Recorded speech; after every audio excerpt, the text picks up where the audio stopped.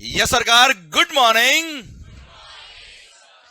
Okay sir, GST goods and services tax, I hope क्यों आया, कैसे आया, एंड सर 10 का क्रेडिट क्यों मिला, शायद समझ में आया सर आपको। आवाज नहीं आ रही ओए? पक्का? सीजीएसटी, एसजीएसटी और IGST, sir how it is utilised and how the GST is destination based consumption tax, शायद पूरा जस्टिफाइड आपके एंड पे सर। अरे हाँ है ना सर, अल्टीमेटली जीएसटी रेवेन्यू कौन से स्टेट को मिल रहा था सर? कल वाले एग्जांपल में याद आया सर आपको?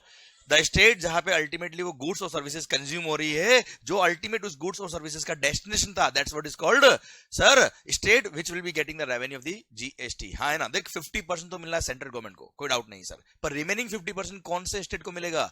जहां पर वो गुड्स और सर्विसेज क्या हो रही भाई? कंज्यूम। क्लियर? इसलिए इसको बोलते हैं क्या? Consumption based destination tax. हाँ है ना सर? क्लियर? पक्का? डन। तो सर 10 का ग्रेड क्यों मिला, समझ में आया कि नहीं आया सर आपको? आवाज नहीं आ रही ओए? पक्का? 100% done. Sir CGST, SGST, IGST क्या होता है? क्लियर है सर आपको? पक्का? CGST is levied due to CGST act, through CGST act. SGST is levied through respective SGST act, और हर स्टेट का रेस्पेक्टिव एसजीएसटी एक्ट अलग अलग बना हुआ है सर। हाँ है ना सर? और आईजीएसटी एक बना हुआ सर, इंटर स्टेट सप्लाई पर आईजीएसटी लेवी होता है, वो आईजीएसटी एक्ट में बोला है। क्लियर? पक्का? और हमारे सिलेबस में क्या था सर? CGST and IGST. और अगर आपने सीजीएसटी एक्ट पढ़ लिया मतलब सारे एसजीएसटी एक्ट पढ़ लिए। हाँ है ना भाई? और यूटीजीएसटी एक्ट में और जीएसटी कंपनसेशन सेस में कुछ बातें जो एक्स्ट्रा थी मैं आपको ऑलरेडी बता चुका हूं बेटा। हाँ है ना? अच्छा, यूटीजीएसटी एक्ट में कुछ अलग से कुछ नहीं बोला सर, एक्स्ट्रा बातें। क्लियर? सिंपल कनेक्ट करके बोला उन्होंने कि यूनियन टेरिटरीज में लगेगा क्या? यूटीजीएसटी एक्ट, इंट्रास्टेट सप्लाई पर, एंड सर सारे प्रोविजन सीजीएसटी एक्ट के ही अप्लाई होते हैं। क्लियर? सो अल्टीमेटली अपने को कहां फोकस करना है अभी? CGST act. So we are beginning with CGST act. तो शुरू करें क्या लेके प्रभु का नाम? पक्का? चलिए सरकार शुरू करते हैं हम सीजीएसटी एक्ट। ओके? पक्का? ठीक सर। सबसे पहला कोई भी एक्ट बनता है, सबसे पहला सेक्शन या कोई भी रूल्स अगर नए बनते हैं तो सबसे पहला रूल क्या होता है? उस रूल का नाम, एक्सटेंट। हाँ है ना भाई? Sir name, extend, applicability, yes या नो सर? तो सबसे पहला सेक्शन नंबर 1 सीजीएसटी एक्ट बोलता है क्या सर? इस एक्ट का नाम क्या होगा? Central goods and services tax act 2017।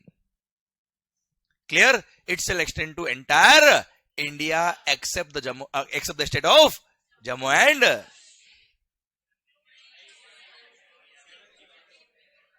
Sir except the state of Jammu and Kashmir. जब जीएसटी आया था तब तो आर्टिकल नंबर 370 था ना भाई 2017 के अंदर। क्लियर?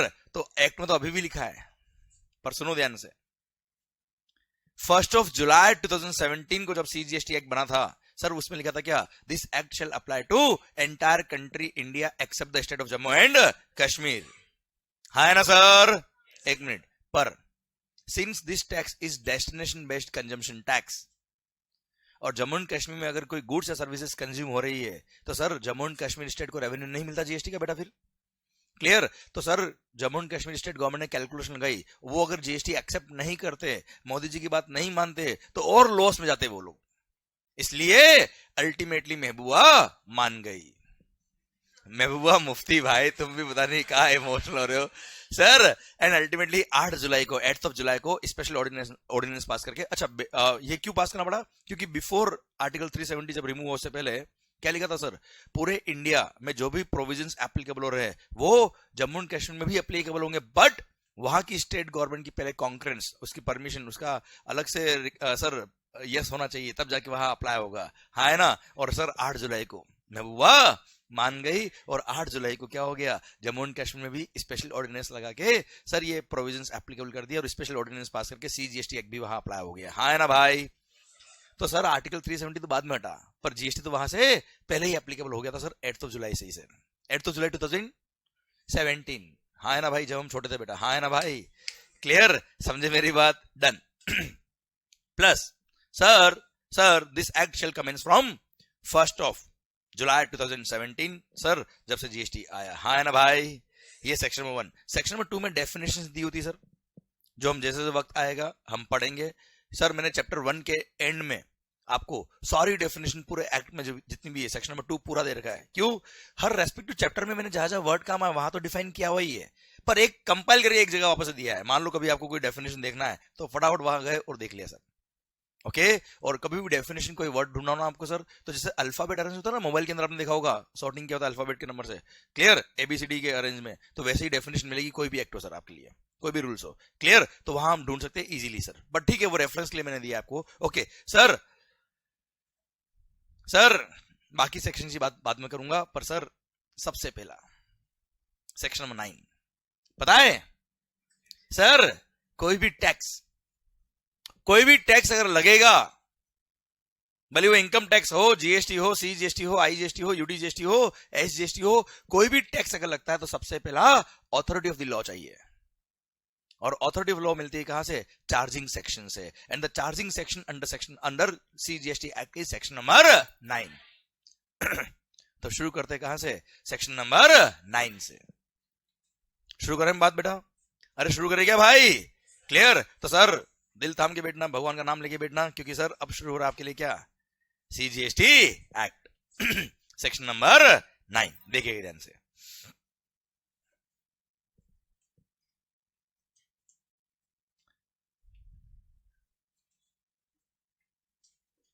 अच्छा अभी आपको कुछ भी लिखना नहीं है, कुछ भी कॉपी नहीं करना है, आपको केवल ध्यान से सुनना है। And everything should be sir आपके पूरे दिल तक पहुंचनी चाहिए सर बात। Everything should be connected with your mind and heart. Section number 9। Okay section number 9 sub section 1 ध्यान देना भाई। पता है क्या लिखा है? पता है क्या लिखा है? देखना ध्यान से।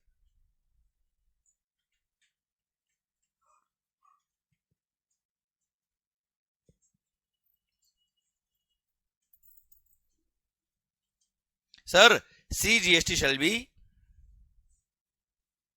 levied. CGST shall be levied on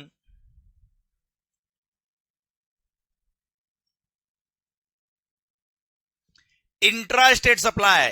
क्या बोला मालिक? क्योंकि इंटर स्टेट सप्लाई पे क्या लगता है sir? CGST shall be levied on intra-state supply of what? Of goods और सर्विस और बोथ। अच्छा गुड्स और सर्विस और बोथ लिखा है, उसका रिलेवेंस क्या है? वैसे मैं आपको सर 2-3 लेक्चर जाएंगे तो आपको समझ में आ जाएगा कि इस बोथ का मतलब कुछ भी नहीं सर। प्रैक्टिकली बोथ का रिलेवेंस नहीं है, but to be on a safer side government ने सर बोथ भी लिखा है सर, क्योंकि नया एक्ट बना है। और अगर कोई भी सप्लाई टैक्सेबिलिटी के स्कोप से निकल गया, लेवी के स्कोप से निकल गया, तो टैक्स कभी लगेगा नहीं सर उस पर। इसलिए to be on safer side government ने क्या किया है सर? और बोथ लिखा है। अदरवाइज हम धीरे धीरे आगे बढ़ेंगे सर, आपको समझ में आ जाएगा कि बोथ का रिलेवेंस अभी नहीं है sir. Okay CGST shall be levied on intra state supply of goods और सर्विसेज और बोथ एक्सेप्ट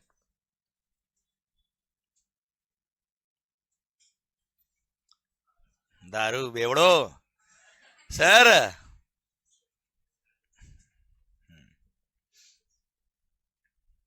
ओके सर सुनना except alcohol liquor for human consumption. अच्छा एल्कोहल लिकर के अदर यूज भी है सर।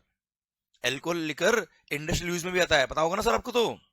अरे हाँ है ना सर, दवाई बनती है सर। अरे यस है नो? हाँ देखो सर बहुत सारे लोगों के लिए दारू दवाई है बेटा सर, पॉइंट तो सर एल्कोहल लिकर मेडिसिन बनती है, परफ्यूम बनते हैं, बहुत सारी चीजें बनती है sir. Alcohol liquor for human consumption जो होता है, क्लियर, उस पे एक्साइज, उस पे सर जीएसटी नहीं लगा है। पता है क्यों sir? Alcohol liquor for human consumption पर, alcohol liquor for human consumption पर before GST state excise duty लगता था। क्या लगता था बेटा?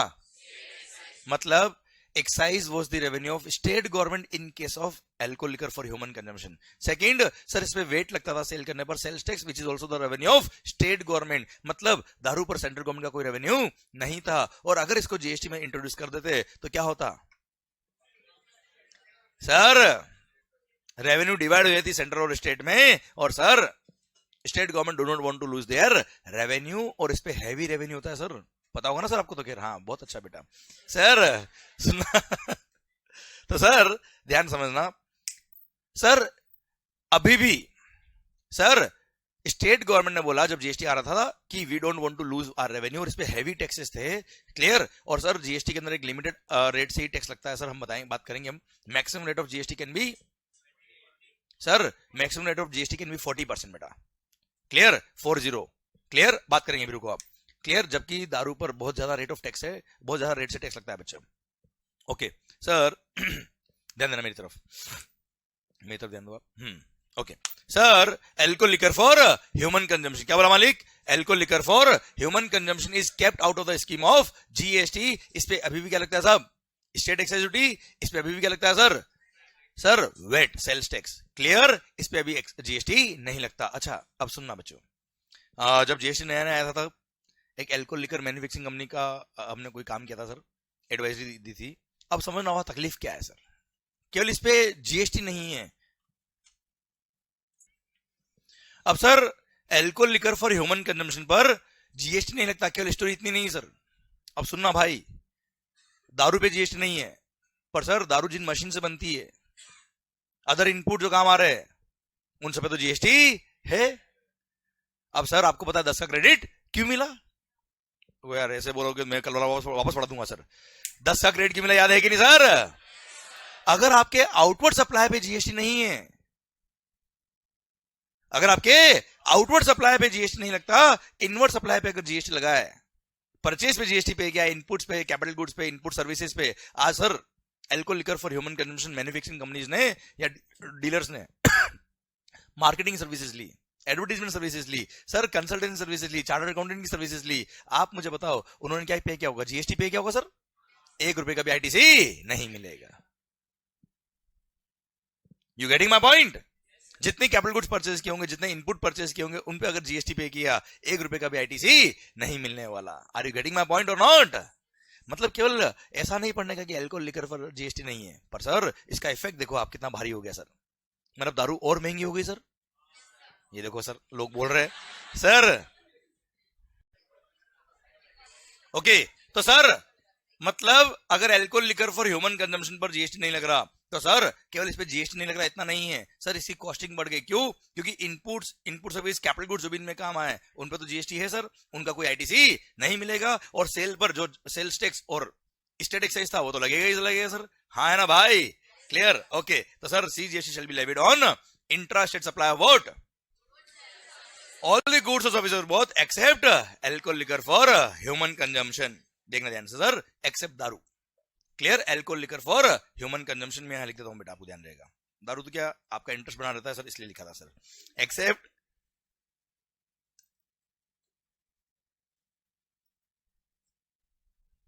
Alcohol liquor for human consumption at the rate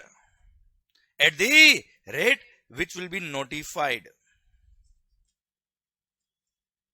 by the government। अच्छा नोटिफाइड बाय द गवर्नमेंट मतलब डेलीगेटेड पावर बेटा। और ध्यान देना बेटा, डेलीगेटेड पावर जीएसटी के अंदर, ओ भाई जहां पे भी गवर्नमेंट क्या डेलीगेटेड पावर दिया जीएसटी के अंदर, वहां अगर डायरेक्ट सेंट्रल गवर्नमेंट कुछ अमेंडमेंट कर दे तो मामला सही होगा क्या सर? नहीं, सारी स्टेट का भी कांग्रेस चाहिए, मतलब थ्रू जीएसटी काउंसिल होना चाहिए बेटा इसको। हाँ है ना? इसलिए जहां पे भी आपको पूरे जीएसटी के अंदर notified by the government, power of the government के दिख जाएगा, तो वहां पे साथ में लिखा होगा क्या? डेफिनेटली लिखा होगा on the recommendation of the GST council, on the recommendation of the GST council. So eight the rate notified by the government on the recommendation of the GST council. समझ में आ रहा बेटा पॉइंट? और हाँ है ना भाई? at the rate which will be notified by the government on the recommendation of the GST council, but the maximum rate of GST, maximum rate of CGST can be कितना? 20%। भाई ये CGST है, क्या है सर ये? CGST। तो CGST can be maximum 20%, मतलब total GST can be maximum 40%, clear. और यही जब हम आईजीएसटी एक्ट पढ़ेंगे तो आईजीएसटी एक्ट में यहाँ 20 की जगह क्या मिलेगा सर? 40 मिलेगा, बहुत बढ़िया, very good. CGST shall be levied on intrastate supply of goods or services both except alcohol liquor for human consumption at the rate notified by the government on the recommendation of the GST council and sir maximum rate of GST can be 20%. अब sir ये जो GST लगेगा किस पे लगेगा? It will be levied on value of supply. किस पे लगेगा सर? वैल्यू ऑफ सप्लाई, जो हम पढ़ेंगे सेक्शन नंबर 15 में 15 चैप्टर नंबर 4 के अंदर बेटा. क्लियर? एंड बहुत ही खास बात, and it shall be payable by a, दिल थाम के देखना क्या लिखा है.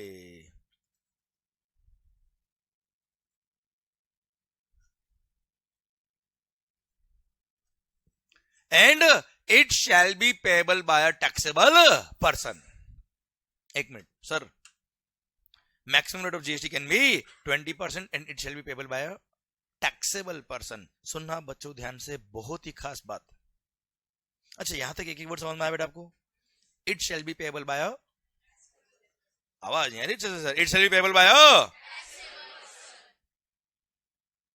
ये क्या होता है sir? The term taxable person is defined under GST. और taxable person का मतलब पता है क्या है sir? A person who is registered under GST or is liable to be registered under GST. एक minute. A person who is registered under GST or is liable to be registered under GST, मतलब आप GST में registered हो तो आप taxable person हो.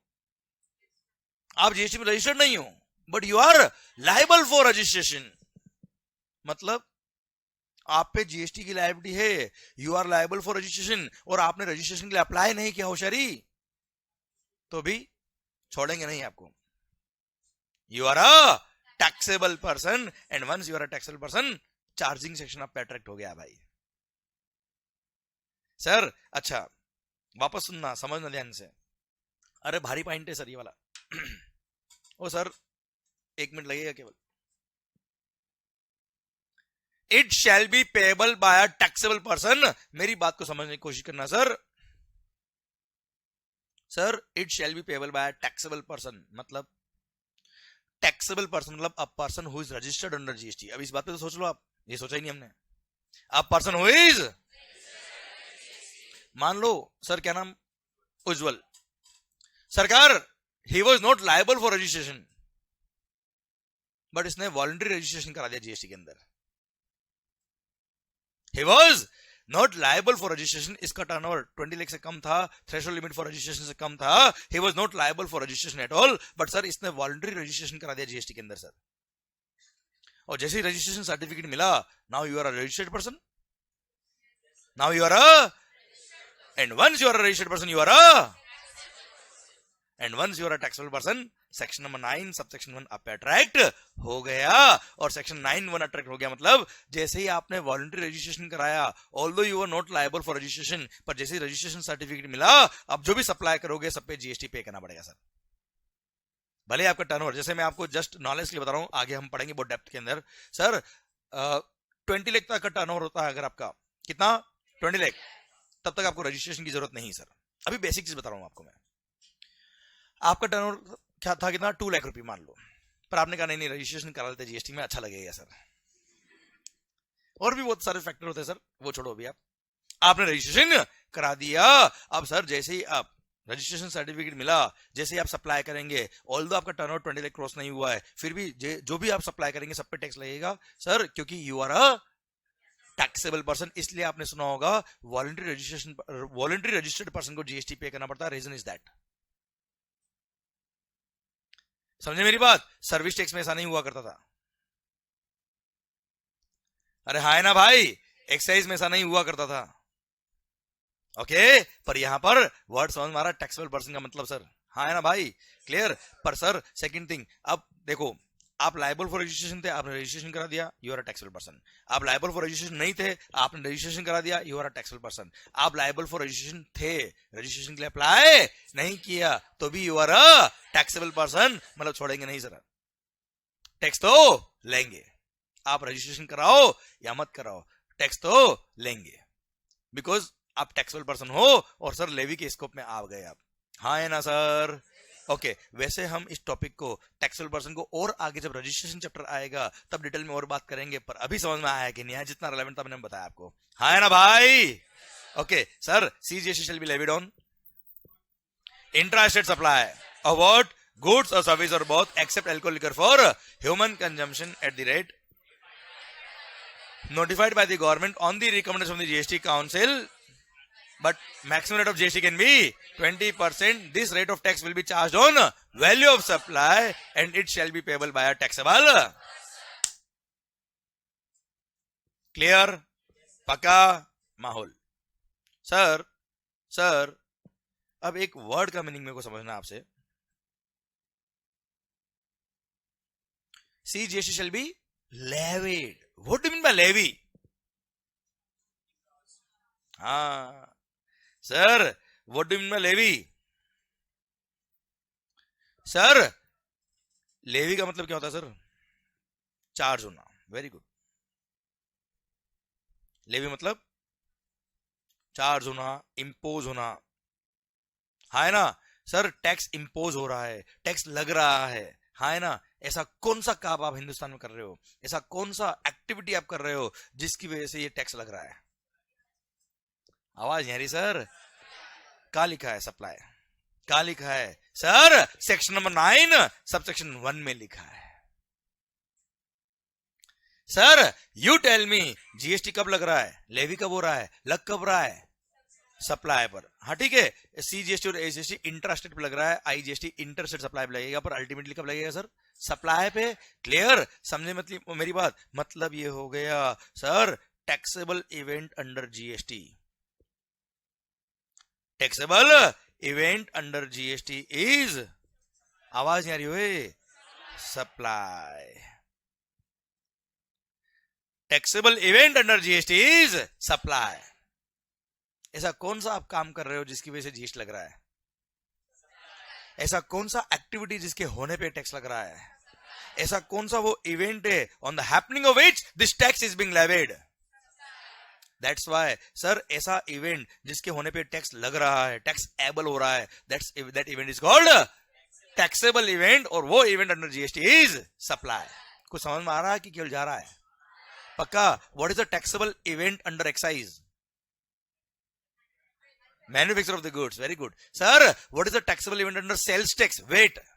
Sale of goods. Sir, what is the taxable event under customs? Import of goods and export of goods. हाँ है ना भाई? मतलब आपको taxable event का मतलब समझ में आ गया सर? समझो मेरी बात को। सर आप चीजों को समझने की कोशिश करिए कि किस तरह से हम पढ़ रहे हैं। आप पढ़ने का अप्रोच समझिए सर। सर मैंने आपको ये नहीं बोला कि taxable event under GST supply, हमने डिराइव किया है। आपने और हमने बात करते करते समझा है कि टैक्सेबल इवेंट क्या होता है। अब आप देखो, मैंने तो एक चीज पढ़ाई, बाकी सब तो आपने बताया ना मुझे यार।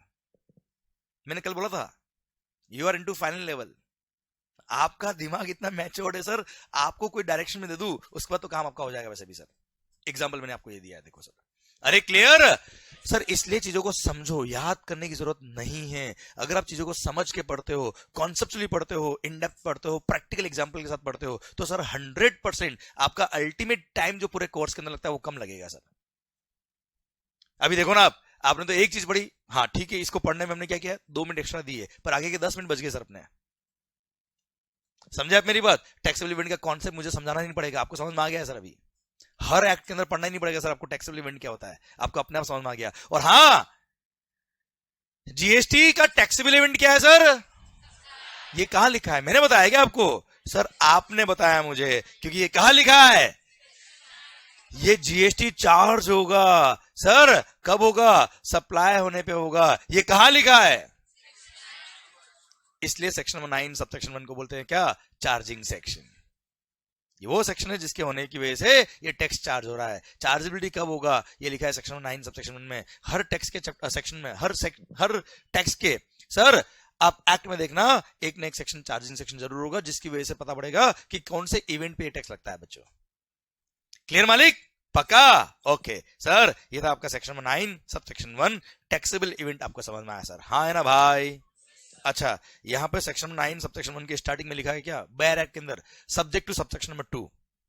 सबसेक्शन 2 में भी कुछ बातें लिखी है, अब सबसेक्शन 2 में क्या बात लिखी वो भी देख लेते हैं सर हम।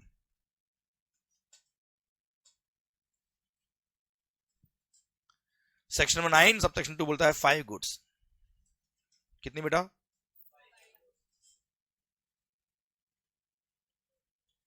ओ सर 5 गुड्स पेट्रोल डीजल वगैरह बेटा, है ना सर? उसके लिए सेक्शन 9 सब सेक्शन 2 ने बोला ये 5 गुड्स पेट्रोल डीजल वगैरह। बताता हूं मैं आपको सर, टेक्निकल नाम क्या है, एक मिनट पहले समझ लो पॉइंट क्या है। ये 5 गुड्स ऐसी है पेट्रोल डीजल वगैरह जिन पे जीएसटी लगेगा, बट अभी नहीं। Government on the recommendation of the GST council एक डेट नोटिफाई करेगा तब से लगेगा, पर अब तक नोटिफाई नहीं हुई है। मतलब अभी भी ये 5 गुड्स ऐसी है जिसपे जीएसटी नहीं लगता। मतलब 5 तो ये और एक दारू। अरे है ना, पेट्रोल डीजल या तो घूम लो या झूम लो। क्लियर? दोनों पे जीएसटी नहीं है, है ना भाई? अरे क्लियर, समझे मेरी बात? तो sir petroleum crude, high speed diesel जिसको डीजल बोलते हैं नॉर्मल कोर्स में, सर मोटर स्पिरिट जिसको हम पेट्रोल बोलते हैं नॉर्मल कोर्स में, clear, common known as petrol, aviation turbine fuel जो फ्लाइट में काम आता है, clear, and natural gas. I repeat, 5 goods sir. अच्छा, एलपीजी गैस नहीं बोला है, जो घर पे गैस सिलेंडर काम होता है उसकी बात नहीं करो, नेचुरल गैस की बात कर रहा हूं आपसे। Okay sir, 5 goods petroleum crude, high speed diesel, motor spirit common known as petrol, sir aviation turbine fuel और नेचुरल गैस। ये 5 गुड्स ऐसी है जिन पे जीएसटी लगेगा, but from a date to be notified by the government on the recommendation of the GST council. अभी नहीं लगेगा सर। क्लियर? तो ये 6 गुड्स हो गई सर एक तरह से which are non taxable supply, which are, ये वो सप्लाई जिसपे जीएसटी लगता ही नहीं, लेवी ही नहीं होता है, ये एग्जाम नहीं है, लेवी नहीं होता है। समझ रहे मेरी बात? क्लियर? सरकार कुछ समझ में आ रहा है? तो सर घूम लो और झूम लो, इन दोनों पे भी जीएसटी नहीं है। क्लियर? आइए sir section number 9 sub section 3 की तरफ बात करते हैं सर हम।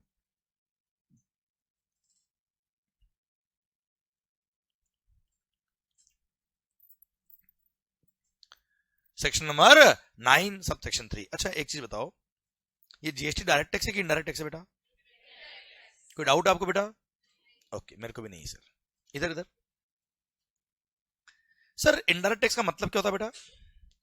कि सप्लायर जो गुड्स सर्विसेज सप्लाई कर रहा है वो कस्टमर से टैक्स लेगा, हूं करो रे, और गवर्नमेंट को पे करेगा।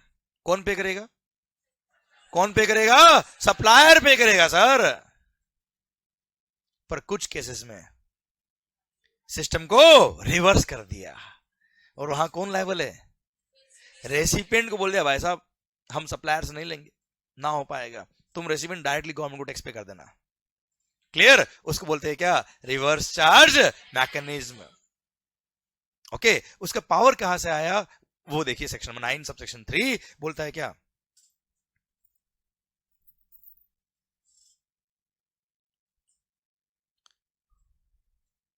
ओ भाई, central government has the power. क्या लिखा बेटा? अच्छा, आप एसजीएसटी पढ़ेंगे तो state government has the power. Clear? एक मिनट, जैसे ही लिख दिया गवर्नमेंट हैज द पावर मतलब डेलीगेटेड पावर, और जहां पूरे जीएसटी में डेलीगेटेड पावर आ गया वहां पर on the recommendation of the GST. तो मैं यहां पे ऐसा लिख रहा हूं सर, ठीक है मालिक? Government has the power that on the recommendation of the GST council they can notify certain goods or services or both. They can notify certain goods or services or both.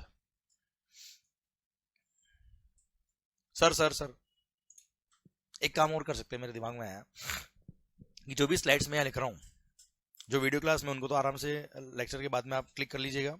Clear? और जो यहाँ है उनको projector अगर clear नहीं दिख रहा है पीछे से क्लिक करने पर, क्योंकि पीछे से कल मेरी फोटो दिख रही थी बेटा, कल तो है ना सर। तो व्हाट आई विल डू, ये स्क्रीन का मैं ही क्लिक करके ग्रुप में डाल दूंगा आप लोगों के लिए। ये देखो सर, आप ऐसी बात है सर, एग्जाम भी आप दे दो सर एक बार प्लीज सर। ओके ठीक है, तो आप अगर केवल नोट करने के लिए कॉपी कर रहे हो तो अभी मत करिए सर, आपकी आदत है लिखने की, लिखिए, वो कोई दिक्कत नहीं सर, क्लियर। अदरवाइज आपका ध्यान पूरा मेरी तरफ होना चाहिए सर। ओके, ऐसा नहीं कि मैं पहुंच गया हूं थर्ड लाइन पे, आप लिख रहे हो फर्स्ट लाइन, बेटा, क्लियर। वहां पे क्या हो रहा है, आपका कॉन्सेंट्रेशन लूज हो रहा है सर। देन नहीं, नोट्स तो आपके पास मिल जाएंगे, पर सर ये जो मैं बात कर रहा हूं ना सर, वो दिमाग में उसी टाइम पहुंचनी चाहिए जब मैं बोल रहा हूं आपको, which is very important sir. Okay sir, ये एप्पल वॉच को बिलीव ही नहीं हो रहा कि अपनी सुबह सुबह 7 बजे हो जाती है सर आजकल। सर ये सोच रहा है कि रात को ही पता नहीं ऐसे ऐसे कर रहा होगा नींद में। सर क्या बोला रहे, मेरे को भी समझ तो आना चाहिए, क्या झूम रहा होगा।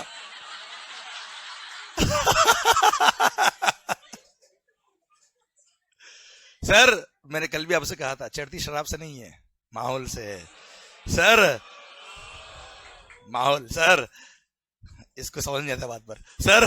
पॉइंट ये, central government has the power to notify, मतलब on the recommendation of the GST council they can notify certain goods or services or both, they can notify certain goods or services or both, और notify करके बोल देंगे कि इन notified goods और services और both में recipient shall be liable to pay GST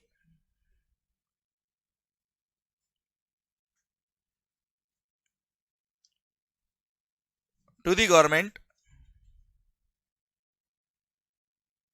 directly under reverse charge mechanism and दिल थाम के and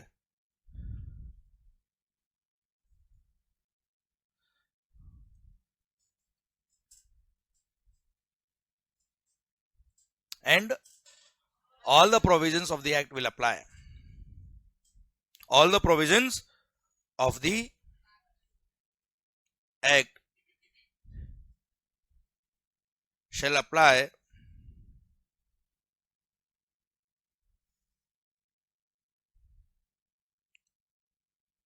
on the recipient as if he is the person liable to pay GST, full stop. Sir, all the provisions of the act shall apply on the recipient as if he is the person liable to pay GST to the government. बेटा हाँ है ना भाई? Okay okay okay, बस बस बस, अभी ध्यान इधर। पता है, using this power, government has notified certain goods as well as some services where recipient is liable to pay GST under RCM. Who is liable बेटा? Recipient is liable to pay GST under RCM. पर sir हमारे syllabus की अगर हम बात करें तो केवल लिस्ट ऑफ सर्विसेज ही हमारे सिलेबस में आती है, क्लियर। वो लिस्ट ऑफ गुड्स जहां पे रिवर्स चार्ज मैकेनिज्म लगता है वो हमारे सिलेबस में नहीं आता, but it does not mean कि वहां पे रिवर्स चार्ज नहीं है। हमारे सिलेबस में क्या आता है, list of services, list of goods नहीं आता है। इसका मतलब ये नहीं कि गुड्स पे रिवर्स चार्ज नहीं है सर, गुड्स में रिवर्स चार्ज है बेटा, क्लियर। ओके, अब सर मैं आपको कुछ एग्जांपल दूंगा कि आखिर आरसीएम क्यों। मजा आ रहा है क्या गवर्नमेंट को? कॉम्प्लिकेट कर दो सिस्टम को, कहीं पे सप्लायर लायबल, कहीं पे रेसिपिएंट लायबल, दिमाग खराब, ताकि लोगों को चार्टर्ड अकाउंटेंट के पास जाना ही पड़े ऐसा। हाँ सर, ये तो हमने सोचा ही नहीं कभी। अगर आप टैक्स प्लानिंग सीख जाओ ना सर, तो ये छोटी मोटी बातें सोचना बंद कर दोगे सर आप। सर समझना ध्यान से, मस्त पॉइंट है। अब सर कुछ तो कर रहे होंगे, और ये कोई जीएसटी आने के बाद नए पॉइंट नहीं है, मोर और लेस मैक्सिमम पॉइंट वही है जो सर्विस टैक्स में भी थे सर। ओके, उन सर्विसेज पे रिवर्स चार्ज सर्विस टैक्स के टाइम पे भी था सर, और कब से भी था। ओके ठीक है, कुछ अमेंडमेंट किए होंगे, कुछ चेंजेस किए होंगे, अलग बात है सर, पर क्या लॉजिक रहा होगा? एक दो एग्जांपल ले ले क्या सर हम? आवाज अच्छे से नहीं आ रही, ले ले क्या सर एग्जांपल? ओके बहुत बढ़िया। कौन गिरा बेटा? सर मान लो, मैंने कहा माहौल बन रहा है धीरे धीरे सर। आउट ऑफ इंडिया से मान लो आपने कोई सर्विसेज इंडिया में ली है बेटा, गुड्स की बात नहीं कर रहा हूं, देखो गुड्स इंपोर्ट करने पे क्या लगता है? कस्टम्स, और कस्टम के साथ में आईजीएसटी भी लगता है, बात करेंगे बाद में, पर मैं गुड्स की बात नहीं कर रहा, मैं तो बात कर रहा हूं किसकी? सर्विसेज की।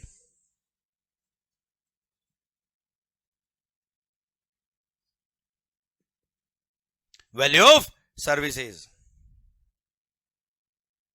कितना बेटा 10 लाख। मान लो आउट ऑफ इंडिया से सर्विसेज दी थी किसने, मिस्टर डॉन। मिस्टर डॉन ने services the out of India से किसको, मिस्टर कौन को। डॉन ने सर्विसेज दी कौन को, कहां से, आउट ऑफ इंडिया से, इंडिया में। क्लियर। और सर सर्विसेज इंपोर्ट करने पे आईजीएसटी लगता है बेटा, ठीक है। अभी समझ लो क्यों लगता है, कैसे लगता है, वो बात करेंगे बाद में सर। 18% मान लो रेट ऑफ टैक्स है, कितना हो गया बेटा 180, टोटल 1180 बेटा। हाँ करो रे सर। अब सोचो ध्यान से, supplier of service is Mr. Don, which is located outside India, and recipient of service is Mr. Con, who is in India. अब सोचो ध्यान से, सप्लायर ऑफ सर्विस ने अगर बिल पर जीएसटी लगाया होता 180, टोटल हो गया 1180, और मिस्टर कौन ने डॉन को पूरा 1180 अगर पे कर दिया होता, डॉन का है बेटा, क्या आपको लगता है डॉन हिंदुस्तान में आके जीएसटी में रजिस्ट्रेशन करा के जीएसटी ₹180 पे करेगा, रिटर्न फाइल करेगा? क्या आपको लगता है क्या जीएसटी डॉन पे करेगा? आवाज नहीं आ रही होए। अब अगर जीएसटी डॉन नहीं पे करेगा, क्या गवर्नमेंट उसको पकड़ पाएगी? क्यों? क्योंकि डॉन को पकड़ना मुश्किल नहीं, नामुमकिन है ना बेटा। मतलब आप सर डॉन का है भाई, क्या गवर्नमेंट उससे रिकवरी कर पाएगी? इंडिया वालों से नहीं हो पा रही sir recovery, out of India sir, जब गवर्नमेंट का टेरिटरी नहीं है। हाँ है ना sir, this act shall apply to entire India including Jammu and Kashmir now. हाँ है ना भाई, आउट ऑफ इंडिया कैसे कंट्रोल कर पाएगी गवर्नमेंट? क्लियर। इसलिए सर यहां पे क्या लगा दिया, रिवर्स चार्ज मैकेनिज्म, और यहां बोल दिया क्या सर, कौन लायबल होगा टैक्स पे करने के लिए? बताता रहा हूं मैं आपको कौन लायबल होगा टैक्स पे करने के लिए। सर पूछा नहीं मैंने आपसे, बताया है कौन लायबल होगा टैक्स पे करने के लिए। सर मतलब सर यहाँ पे रिवर्स चार्ज मैकेनिज्म लगा दिया, और वहां बोल दिया क्या, जब मिस्टर कौन डॉन को टैक्स पे करे, डॉन को पे करेगा, पेमेंट करेगा, तब केवल 10 लाख ही पे करेगा भाई, हाँ है ना। और जब मिस्टर कौन 180 पे करेगा, डायरेक्टली किसको पे करेगा भाई? गवर्नमेंट को पे करेगा sir. Clear. He will not pay the tax to the डॉन because he is located outside India. इसलिए इंपोर्ट ऑफ सर्विसेज के केस में अगर service supplier out of India, recipient India में है, तो वहां पे रिवर्स चार्ज मैकेनिज्म लगाया, और वहां रेसिपिएंट लायबल होगा टैक्स पे करने के लिए टू द गवर्नमेंट बेटा। हाँ है ना भाई, लॉजिक समझ में आ रहा है कि नहीं आ रहा है सर? चलिए एक और एग्जाम्पल लो बेटा, चलिए एक और एग्जाम्पल लेता हूं तो दिमाग खराब हो जाएगा सर आपका। बैंकिंग कंपनीज वगैरह रिकवरी एजेंट अपॉइंट करती है सर। अरे भाई लोन अकाउंट वगैरह सर अगर पेमेंट नहीं दे रहे हो तो लोग क्या अपॉइंट करते हैं सर? रिकवरी एजेंट, वसूली भाई। अब वसूली भाई जितना वसूली करेंगे उसका एक परसेंटेज कमीशन को देता है बैंक। मैंने क्या कहा कल, हाँ नहीं कर पा तो हूं तो करना ही पड़ेगा सर। सर और वीडियो क्लास में अगर आप बैठे हो ना सर, आप लेक्चर देख रहे हो गूगल ड्राइव पे, भले ऐसे सोते हुए देख रहे हो बेटा, क्लियर, ऐसे कोई तो टेबल पे पैर रख के बैठा है सर, आपको भी बोलना है, ध्यान रखना, बैठो कैसे भी वी डोंट केयर, पर सर आवाज आनी चाहिए सर आपकी भी, क्लियर सर। और मैं देख रहा हूं ऊपर वाला जरूर देख रहा है बेटा, क्लियर। और ध्यान देना वहां से आप नहीं बच सकते सर। पॉइंट मेरा आपसे ये है, रिकवरी एजेंट, रिकवरी एजेंट्स। अब आप मुझे बताओ, रिकवरी एजेंट अपना कमीशन चार्ज करेंगे किससे? बैंक से। तो recovery agent are providing services to bank. Recovery agent is providing services to bank. You tell me, recovery agent is service supplier, bank is the recipient. अब उस commission पे GST लगता है बेटा। सोचो अगर रिकवरी एजेंट कमीशन पे GST लगा दे, बैंक से ले ले, क्लियर, क्या आपको लगता है वसूली भाई जो दुनिया से वसूल कर रहे हैं, क्या गवर्नमेंट ऑफिसर उनसे वसूल कर पाएंगे सर? आपको लगता है वो वसूली भाई जीएसटी में रजिस्ट्रेशन कराएंगे, टैक्स पे करेंगे? नहीं, दो सर वो टैक्स पे नहीं किया उन्होंने, तो 2 ऑफिसर टैक्स रिकवरी करने गए बेटा, आए नहीं वापस बेटा sir.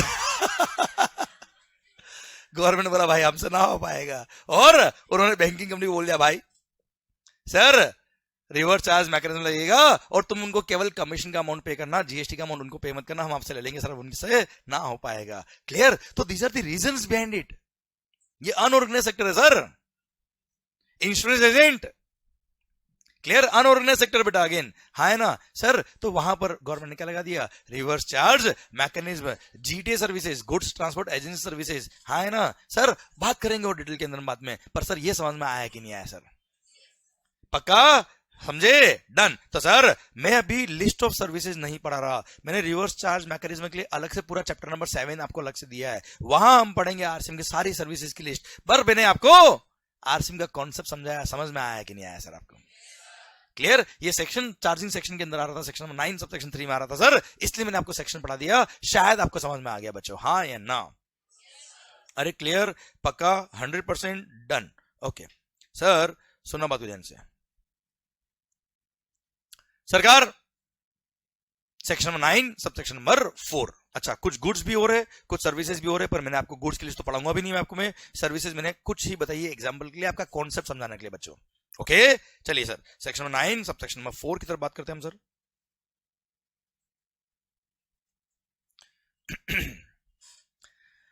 Section number 9 sub section 4 बोलता है क्या? अगेन ओ भाई, government has the power that on the recommendation of the GST they can notify certain goods or services or both। और ये नोटिफाई करके बोल सकते हैं क्या कि ये नोटिफाइड कैटेगरी ऑफ गुड्स और सर्विस और बोथ अगर किसी notified category of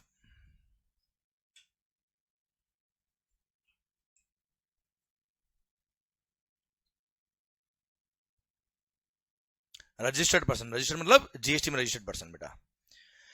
sir central government has the power that on the recommendation of the GST Council they can notify certain goods or services or both। Sir और notify करके बोल देंगे क्या? ये नोटिफाइड कैटेगरी ऑफ गुड्स और service और both अगर registered person ने, notified category of registered person ने परचेज किया किससे?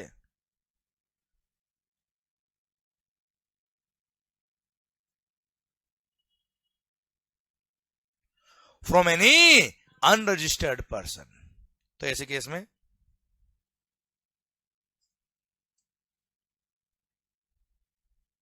रेसिपिएंट शेल बी, रेसिपिएंट कौन है बेटा?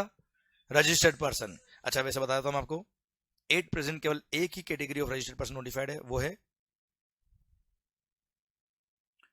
प्रमोटर, जिसको हम प्यार से मोहब्बत से बोलते हैं क्या? बिल्डर। ओके केवल बिल्डर नोटिफाइड है सेक्शन 9 सब सेक्शन 4 में। और बिल्डर ने जैसे for example cement, cement is notified goods, cement purchase किया किससे? अनरजिस्टर्ड पर्सन से। किससे परचेज किया बेटा? तो वहां पे रिवर्स चार्ज मैकेनिज्म में सीमेंट पे जो भी रेट ऑफ टैक्स है उस रेट से टैक्स पे करना पड़ेगा किसको? बिल्डर को बेटा। ओके ठीक है सर, अभी पढ़ते हैं ध्यान से वापस से पूरे पॉइंट को। Recipient shall be liable to pay GST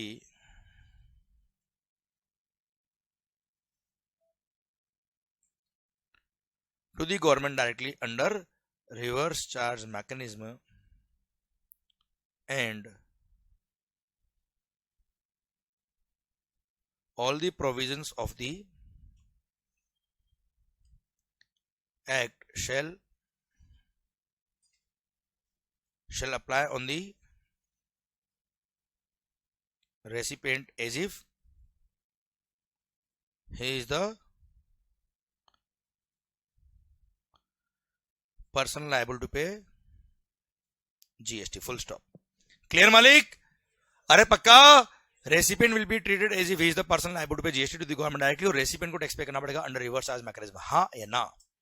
और एक बात और ध्यान रखना पड़ा, जहां पे भी रिवर्स चार्ज मैकेनिज्म लगता है वहां रेसिपिएंट को टैक्स पे करना है, वहां चॉइस नहीं है कि रेसिपिएंट सप्लायर को बोलते तू पे करता ना, क्या फर्क पड़ता है, मैं तेरे को दे रहा हूं ना यार।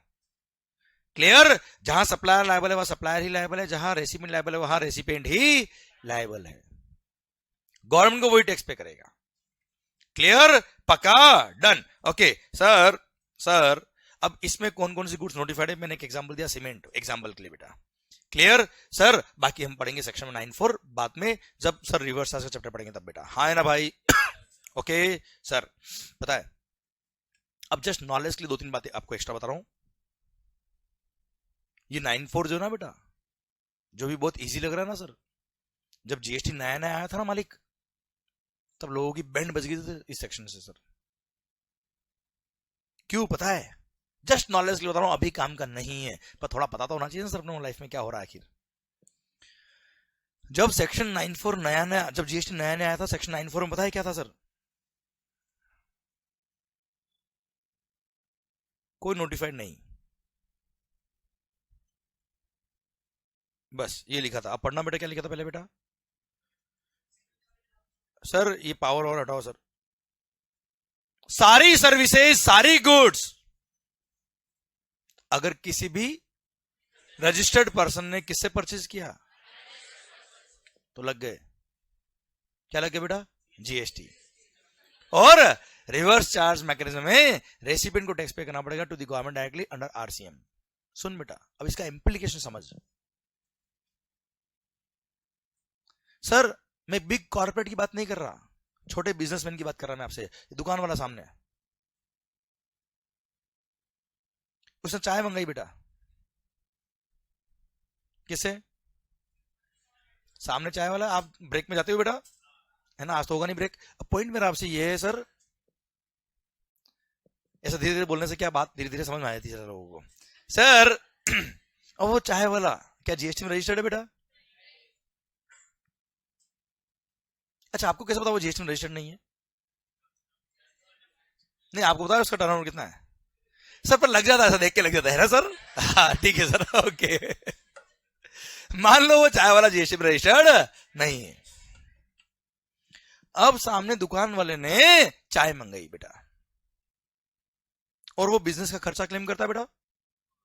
अरे हर मंथ में और ईयर एंड पे भी बहुत सारे लोगों के खर्चे बुक होते हैं ना बेटा, general repair and maintenance expenses टका। हाँ है ना भाई? सर स्टाफ वेलफेयर एक्सपेंस, कभी वेलफेयर किया नहीं फिर भी क्लियर होता ना लास्ट में, एडजस्टमेंट सारे सर। अरे हाँ है ना सर? मैं तो कह रहा हूँ एडजस्टमेंट छोड़ो सर, मंथ में सर वो चाय के खर्चे जो भी हो रहे हैं किससे हो रहे हैं बेटा? सर रजिस्टर्ड पर कैश में हो रहा है बेटा। सर रेसिपिएंट कौन है? रजिस्टर्ड पर्सन, दुकान वाला बेटा। सप्लायर ऑफ सर्विस कौन है बेटा? उस पर रिवर्स चार्ज में टैक्स पे करो बेटा। आप सोचो ध्यान से। सर आपके प्रॉफिट इन लॉस अकाउंट में, अगर आप मैन्युफैक्चरिंग तो ट्रेडिंग इन मैन्युफैक्चरिंग अकाउंट में, and profit in loss account मतलब आपकी पूरी बुक्स ऑफ अकाउंट्स में जो भी खर्चे हैं, जितने भी एक्सपेंसेस है, या तो आपने रजिस्टर्ड पर्सन से परचेज किए, उन पे जीएसटी उसने लगा दिया होगा सब, और उसने अगर रजिस्टर्ड से नहीं परचेज किया तो मतलब अपने को पे करना है। अब हालत सोचना उस दुकान वाले की सर, केवल टैक्स पे करना इज नॉट द वहां पे ऑब्लिगेशन। सर उस सर्विस पे रेट ऑफ टैक्स कितनी बेटा? भाई चाय पे रेट ऑफ टैक्स क्या है? उस दुकान वाले को क्या पता बेटा? आप सोचो ध्यान से। उसने स्टेशनरी परचेज करी अंधेरी स्टेशन से बेटा, साइड में, रोड साइड से, होता है ना सर, कई सारे लोग खरीदते हैं सर। बिजनेस का एक्सपेंस क्लेम किया, उस स्टेशनरी पे रिवर्स चार्ज में टैक्स पे करो साहब। मतलब एक एक एक्सपेंस, और वो भी मंथली बेस पे सर। मतलब आप उस दुकान वाली की हालत समझिए, उसने कोई भी खर्चा अगर अनरजिस्टर्ड पर्सन से किया है तो सर उस पे केवल टैक्स पे नहीं करना, टैक्स किस रेट से पे करना, वो सर्विस और गुड्स टैक्सेबल है कि नहीं ये निकालना, सर किस रेट से टैक्स पे करना, उसका एचएसएन कोड क्या है ये निकालना। और पता है सप्लायर रजिस्टर्ड नहीं होता है सर, रेसिपिएंट अगर रजिस्टर्ड है और उसने टैक्स इनवॉइस इशू नहीं किया होगा तो रेसिपिएंट खुद पे टैक्स इनवॉइस भी इशू करना पड़ता है बेटा इसमें। मतलब एक काम करेगा, दुकान तो बंद करेगा बेटा पहले तो, और फिर जीएसटी पे करने जाएगा बेटा। हाँ है ना भाई? क्या प्रैक्टिकली पॉसिबल था ये? इसलिए सर बीच में एक अमेंडमेंट किया, उसमें मॉनिटरी लिमिट लगाई, फिर इस सेक्शन को डिलीट कर दिया, इनएप्लीकेबल कर दिया बेटा दिसंबर 2017 में, अक्टूबर 2017 में सर। जुलाई में जीएसटी आया बेटा, अक्टूबर में एक मॉनिटरी लिमिट लगाई सर, और उसको इनएप्लीकेबल कर दिया बेटा। और उसके बाद नेक्स्ट ईयर 2018 के अंदर अमेंडमेंट करके बोला क्या कि now it will be applicable only for registered category of sir notified category of registered person. और वहां पे रजिस्ट्रेशन, वहां पे नोटिफाई किया किसको? केवल बिल्डर को बेटा। बात समझ में आ रही है? यार ये सेक्शन भयंकर था सर जब जीएसटी नया नया आया बेटा। अरे कुछ समझ में आ रहा कि नहीं आ रहा भाई? ये कब से एप्लीकेबल नहीं हुआ बेटा? कब से इनएप्लीकेबल हुआ बेटा ये? आवाज नहीं आ रही? अक्टूबर 2018 से ही 17 से ही बेटा। अब एक और चल बात याद आ गई तो एक बहुत बता देता हूं मैं आपको। अब ये क्यों बताता हूं मैं आपको बातें सर, कैसे काम आती है बातें। मेरा छोटा ब्रदर रोहित मेरे पापा के जीएसटी रिटर्न वो फाइल करता है। अब सर बात को समझना, उसके रिटर्न फाइलिंग में कुछ एक एरर हो गया था किसी मंथ में, नेक्स्ट मंथ में उसने करेक्शन भी कर दिया, सब हो गया, पर वो पॉइंट इतना बड़ा था कि सर वो ऑडिट पैराग्राफ में, ऑडिट में रिपोर्टिंग हो गया सर। ऑडिट मतलब जीएसटी की इंटरनल ऑडिट बेटा, जीएसटी ऑफिसर्स भी ऑडिट करने आ सकते हैं एसएससी के यहाँ पे सर। क्लियर, ऑडिट का नोटिस आ गया साहब। अब हमारे पापा तो एकदम स्मूथ बिजनेस करने वाले, कोई गड़बड़ नहीं करते सर। उनका तो रिटर्न मतलब मंथ एंड हुआ, नेक्स्ट डे रेडी है सर। क्लियर, और उनके नोटिस आ गया तो रोहित को देखे ऐसे, अबे ओ हालांकि तुम सीए नहीं बने तब तक मेरे को नोटिस नहीं आया, तुम सीए बनने के बाद नोटिस मेरे को आ रहे। पहले काम अच्छा होता था मेरा ऐसे तो साहब रोहित ने बोला टेंशन मत लो पापा, हो जाएगा काम। ठीक है, अब वो ऑडिटर आए, आप समझना सर।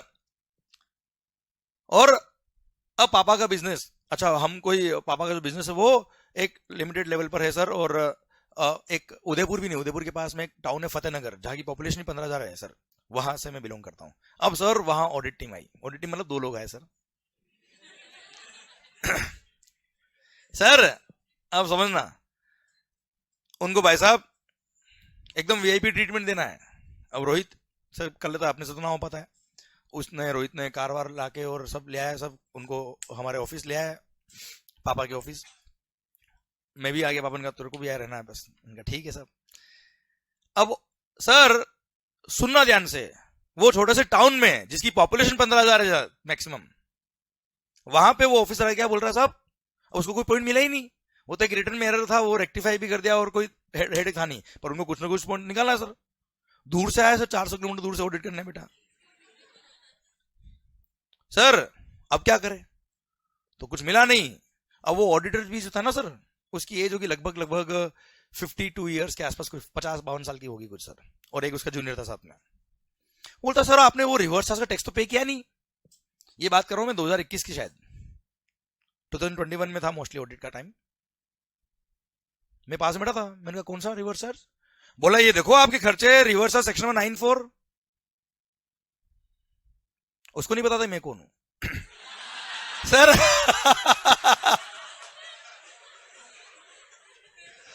आप समझना हालत सर डिपार्टमेंट की। सर ये हालत है सर, एक्चुअली मैं तो सबको बोलता हूं। मैंने कहा कौन सा सेक्शन 94? बोला पता नहीं पड़ता है क्या, और अनरजिस्टर्ड परचेज किया आपने? मैंने कहा अच्छा, क्या लिखा उसके अंदर सर? बोला अगर आपने अनरजिस्टर्ड परचेज किया है, टैक्सेबल सप्लाई है, आप रजिस्टर्ड पर्सन हो, आपको टैक्स पे करना पड़ेगा। मैंने कहा कब पढ़ा आपने ये? बोला आप क्या कैसी बात करते हो ऑडिटर से, आपको समझ नहीं आता? मैंने कहा आपको क्या पढ़ाई नहीं करते डिपार्टमेंट वाले क्या? बिल्कुल बेवकूफ हो गया आप लोग। मतलब आपकी ट्रेनिंग नहीं होती है क्या? आपके बॉस को फोन लगाओ एक बार पहले तो आप। बोले क्या? मैंने कहा बिल्कुल भी नॉलेज नहीं आपको, बिल्कुल भी सर। और actually these are the words, दिमाग खराब हो गया उनका सर। मैंने कहा आप बिल्कुल पागल हो गए क्या? 13 अक्टूबर 2017 का नोटिफिकेशन आया, ये एप्लीकेबल नहीं है सेक्शन 94। आपको बिल्कुल भी आइडिया नहीं है क्या? क्या पढ़ के आए आप और ऑडिट कर रहे हो आप? आज तो मैं यहां बैठा हूं, मैं नहीं बैठा होता तो। और इस 15,000 के गांव की पॉपुलेशन के अंदर जितनी दुकान वाले हैं, उनको सेक्शन 94 पता है क्या? सोचो आप, किसी और दुकान में जाते क्या करते हैं लोग? वो बेचारा दुकान वाला, समझना बात को ध्यान से, वो तो सर जीएसटी डिपार्टमेंट या कोई भी डिपार्टमेंट के ऑफिसर अगर आ जाए तो हाथ जोड़ के बैठता सर। वो सर ऐसे हैरेस करते हैं लोग, क्यों? आते ही नहीं इनको। और क्यों? क्योंकि हम इनके सामने हाथ जोड़ के बैठते sir. And everybody can not afford CA यार, आप समझना ध्यान से। छोटा सा ऑडिट वाला आया, कोई सीए थोड़ा आके बैठेगा दुकान पे यार, वो तो ठीक है अपनी दुकान थी सर। अरे हाँ है ना, ये हालत है सर इनकी, एक्चुअल हालत है सर। ये वीडियो में बोल रहा हूं, यूट्यूब पे भी जाएगा लेक्चर सर। आप समझना ये, और ये मैं आपको इसलिए बताया कि आपकी नॉलेज होना चाहिए सर। ये ऐसे काम आता है, मतलब नॉलेज कभी भी आपका वेस्ट नहीं जाएगा सर। सर उसकी हालत खराब हो गई, आधे घंटे में ऑडिट खत्म हुई, भाग गया वैसे। मैंने कहा बैंड बजा दूंगा, ध्यान रखना अगर ऐसी बात करती। और मैंने कहा 2 बिल पकड़, इसमें पॉइंट लगा दे कि बिल में वो जीएसटी नंबर नहीं लिखा हुआ, ये नहीं लिखा हुआ, चल तेरा 5,000 रुपए रिकवरी हो गया, निकल यहाँ से फटाफट। क्लियर, मैंने कहा आधे घंटे ज्यादा बैठ गया अगर तो इधर रिकॉर्ड करके डालूंगा, सब तरफ में ध्यान रखना सर। मतलब ऐसी हालत खराब है सर इनकी, लिटरली खराब है सर, लिटरली खराब है सर हालत। क्लियर, और सर पढ़ते ही नहीं है, जरूरत ही नहीं इनको पढ़ने की। क्यों? इनको पता सामने वाले को कुछ भी नहीं आता है सर, और आता भी होगा तो इनके सामने डरेगा सर, बोल नहीं पाएगा। समझे मेरी बात? वो तो सर ठीक है, हमारे फॉर्म के अंदर सारा काम एक नंबर में होता है और सारा काम हम ट्रांसपेरेंटली कर रहे हैं, कोई टेक्स्ट चोरी नहीं करते सर। क्लियर, इसलिए इसलिए किसी से डरते नहीं सर हम। सर बात समझ आ रही, पर पॉइंट ये है मेरा आपसे कि सर आपको ढंग से पढ़ना क्यों जरूरी, समझ में आया सर? कौन सा पॉइंट कहां कैसे काम आएगा आपको समझ में आ रहा है sir? Clear, that's why sir, मतलब केवल आप बुक में लिखा उसको याद नहीं करने का, थोड़ा प्रैक्टिकली समझो चीजों को कि हो क्या रहा आखिर। क्लियर, ये सेक्शन 94 जब नया नया आया था ना सर, तो सर हर बिजनेसमैन डर गए थे सर, हर बिजनेसमैन, क्योंकि मैंने तो हर जगह जा जाके कॉन्फ्रेंस दी थी बिजनेसमैन के लिए सर, सेमिनार लिए थे, जीएसटी डिपार्टमेंट की तरफ से भी गया था मैं और सीए इंस्टीट्यूट की तरफ से भी गया था कई सारी जगह, और सर वहां पे तो सर हर बिजनेसमैन की हालत खराब थी सेक्शन 94 को लेके, इसलिए तो 13 अक्टूबर को हटाया सर इसको। समझा आप मेरी बात? क्लियर, जब जीएसटी नया नया तो एक मॉनिटरी लिमिट लगाई इसमें, फिर 13 अक्टूबर को हटा दिया सर सेक्शन को ही। Clear, you got my point sir? Revision इतना भारी था सर इसका, वरना तो हर बिजनेसमैन परेशान हो जाता सर।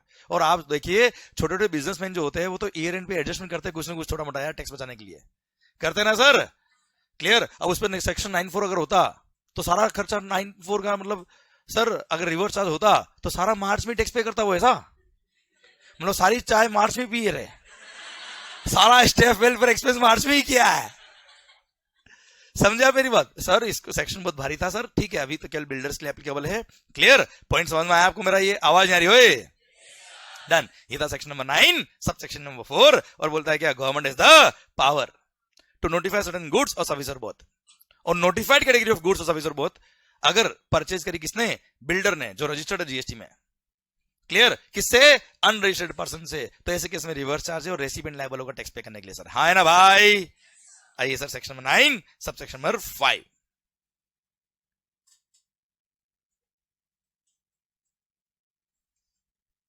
अच्छा टफ है क्या बेटा? मजा आ रहा है ना सर? समझ में आ रहा है ना? बात खत्म सर, मस्त होके सुनना सर, मस्त होके पढ़ना सर। आप सर कभी भी ध्यान रखो, कोई सेक्शन पढ़ रहे हो, कोई प्रोविजन याद कर रहे हो, आप और हम बात कर रहे हैं बस।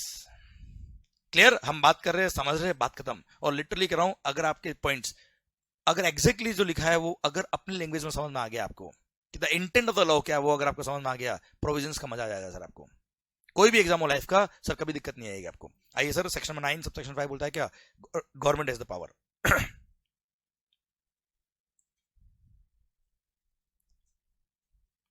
Government is the power. और एक बात ध्यान रखना बेटा, अगर आप में नॉलेज है ना सर, अगर आप में नॉलेज है और आपने मेहनत करी हुई सर, तो लोग आपसे डरेंगे सर, आप किसी डरोगे नहीं सर। रोहित मेरे को पीछे से इशारा कर रहा है, तू क्या बात कर रहा है, तू रुक जा थोड़ी देर। क्लियर रोहित, मैंने कहा तू रुक जा, अभी इनके हालत कर। आप समझो बात उनकी ऑफिसर की नहीं थी, वो ऑफिसर्स गलत नहीं थे सर, गलती गवर्नमेंट की सर। वो क्या कर रही है आप समझो, वो देश के बिजनेसमैन को तो परेशान कर रही है ना सर, ट्रेनिंग नहीं दे रही सर। हम बैठे ना सर, सर ट्रेनिंग देने के लिए sir, they should appoint us. Clear, पर सर पॉइंट क्या है, ट्रेनिंग भी देते पर ये लोग टाइम ही नहीं सर इनके पास, ऑफिसर्स के पास रिवीजन करने का, पढ़ाई करने का टाइम ही नहीं सर इनके पास, करप्शन के अलावा टाइम क्या इनके पास सर? कुछ ऑफिसर्स बता, बाकी सब सही होते सर, कुछ लोग अच्छे नहीं होते सर। पर हाँ सर, नॉलेज अगर आपके पास है तो हमेशा आपकी जीत ही होगी सर, हमेशा। Sir government is the power sir. आइए सेक्शन नंबर 9 सब सेक्शन 5 बोलता है क्या? Government is the power that on the recommendation of the GST they can notify. दिल थाम के ध्यान देना बेटा, बहुत अच्छा सेक्शन है sir. They can notify certain they can notify certain only services भाई साहब। बाकी अब तक जो पढ़ा आपने गुड्स और सर्विस और बहुत पढ़ा है बेटा आपने। क्लियर, और सर ये सेक्शन पता है किसके लिए? स्विगी के लिए, ओला उबर के लिए बेटा। क्लियर, ई कॉमर्स ऑपरेटर के लिए बेटा। देखना ध्यान से, central government is the power that on the recommendation of the GST council they can notify certain services, और वो notified services, if those notified services are supplied through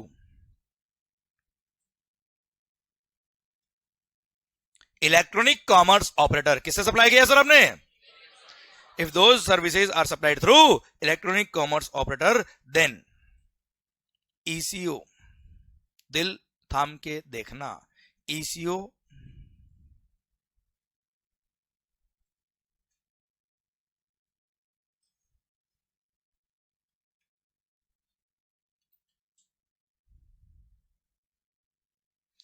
ECO shall be liable to pay GST and ECO shall be treated as if ECO is the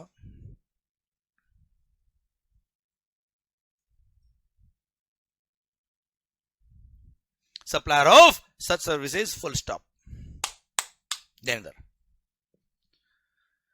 sir कमाल का point है भाई.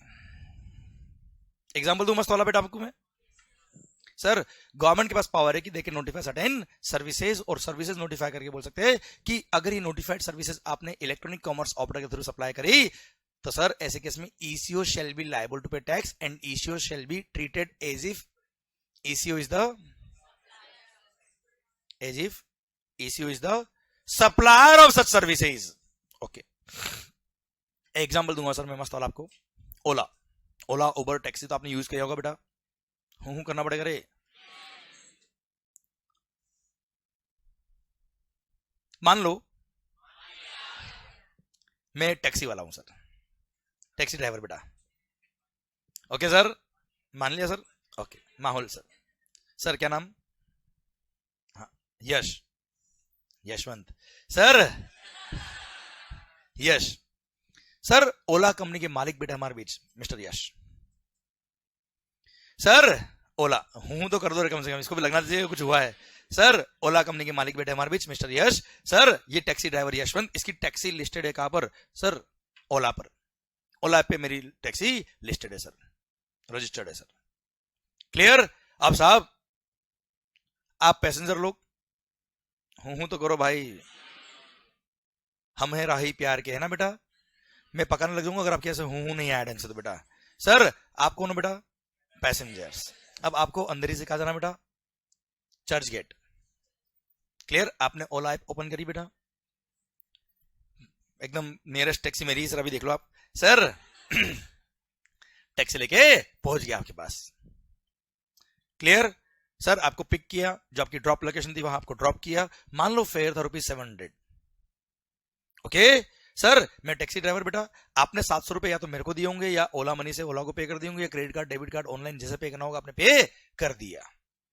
अब मेरा question आपसे ये है,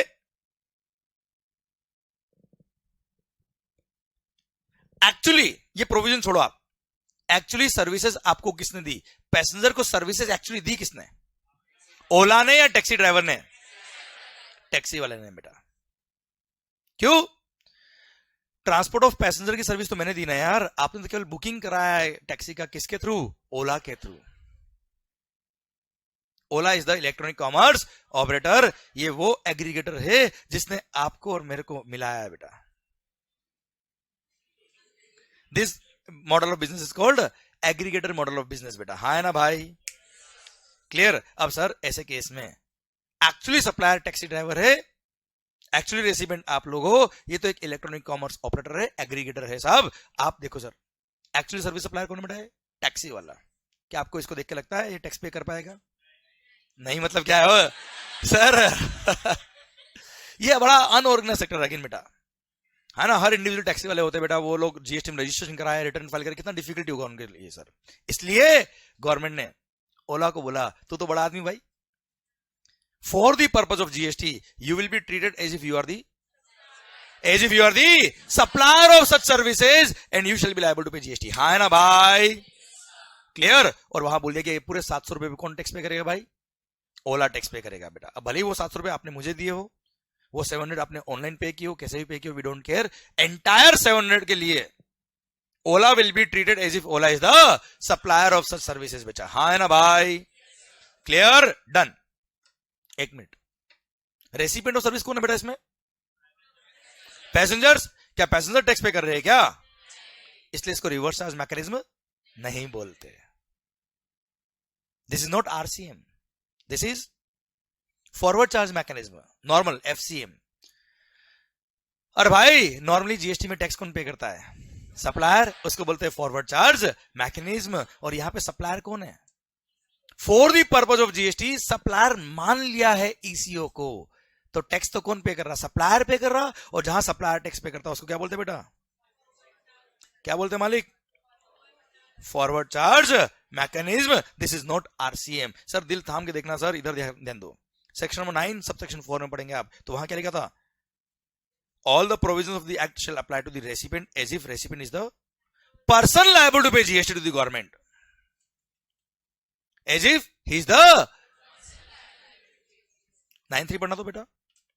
All provisions of the act shall apply on the recipient as if he is the person liable to pay GST to the government.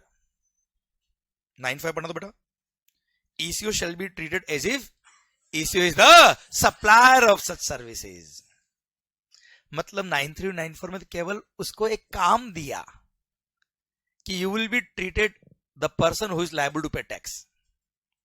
उसको सप्लायर नहीं बोला, हाँ है ना, उसको एक काम दिया कि तेरे को टैक्स पे करना है और तू रेसिपिएंट टैक्स पे कर रहा है, इसलिए रिवर्स चार्ज मैकेनिज्म बोलते बेटा। पर ईसीओ को तो पूरा का पूरा सप्लायर बना दिया। ईसीओ को क्या मानेंगे बेटा? सप्लायर है वो। क्लियर? और जो प्रोविजन सप्लायर पे लगते हैं वो सब उस पर भी लगेंगे बच्चों। क्लियर? पक्का? डन। और हाँ, 8% देयर आर ओनली 4 सर्विसेज। कितनी बेटा? वो कौन कौन सी, वो मैं अभी आपको नहीं पढ़ा रहा। ये सेक्शन 9(3), 9(4), 9(5 ये तीनों में एक साथ पढ़ेंगे। कहां? चैप्टर नंबर 7 के अंदर डिटेल के अंदर बात करेंगे, पर मैक्सिमम मैंने कॉन्सेप्ट आपको समझा दिया बेटा इसका। क्लियर बच्चों? Swiggy is also one of the point, है ना। goibibo.com, makeMyTrip.com is also covered here, hotel accommodation. And urbancompany.in, urban company ना, अर्बन कैब जिसका नाम था बेटा बेटा, है ना, हाउस कीपिंग सर्विसेज। ये 4 सर्विसेज यहाँ नोटिफाइड है, डिटेल में बात करेंगे वहां बाद में हम। पर हाँ, केवल सर्विसेज बेटा यहाँ पे, और वो भी सारी नहीं, केवल 4 नोटिफाइड सर्विसेज। हाँ है ना बच्चों? क्लियर? पक्का? माहौल? डन। सर ये सेक्शन 9(5) भी खत्म होता है। अब आई होप पॉइंट समझ में आ रहा है आपको। अरे यस या नो? पक्का बच्चों? ये सेक्शन 9 खत्म होता है। अब ये पूरा सेक्शन 9 खत्म हो गया सर। अब ध्यान मेरी तरफ पूरा सर आपका, ये था पूरा charging section. Section 9 sub section 1 में रिपीट कर रहा हूं सर, ध्यान देना बच्चों। CGST shall be levied on intrastate supply of goods or service or both except alcohol liquor for human consumption at the rate notified by the government to be at the rate notified by the government on the recommendation of the GST council, but not more than 20% of what value of such goods or service or both, and it shall be payable by a, याद आ गया ना word? Clear? Taxable person का meaning याद आ रहा है बेटा आपको? ठीक है सर। सेक्शन नंबर 9(2) बोलता है क्या सर? 5 गुड्स, पेट्रोलियम गुड्स याद आया बेटा? 5 petroleum crude, high speed diesel, motor spirit, common known as petrol, aviation turbine fuel और नेचुरल गैस। ये 5 गुड्स ऐसी जिसपे जीएसटी लगेगा, but from a date to be notified by the government on the recommendation of the GST council, जब तक notify नहीं हुआ। तो 6 गुड्स हो गए जिसपे जीएसटी नहीं लगता है, लेवी नहीं होता है बेटा। कौन कौन सी? Alcohol liquor for human consumption, और ये 5 गुड्स पेट्रोल वाली बेटा। क्लियर? घूम लो और झूम लो। सर सेक्शन 9(3) आरसीएम बेटा। क्लियर? रेसिपिएंट लायबल होगा नोटिफाइड गुड्स और सर्विस और बोथ के लिए बेटा। क्लियर? सर सेक्शन 9(4) बिल्डर के केस में बेटा रिवर्स चार्ज लगेगा अगर उसने अनरजिस्टर्ड से परचेज किया नोटिफाइड गुड्स और सर्विस और बोथ बेटा। Clear? Section 9(5) ECO, Ola Uber वगैरह केस में बोल दिया क्या?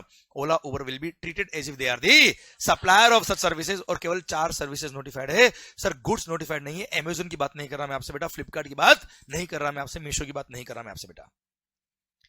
क्लियर?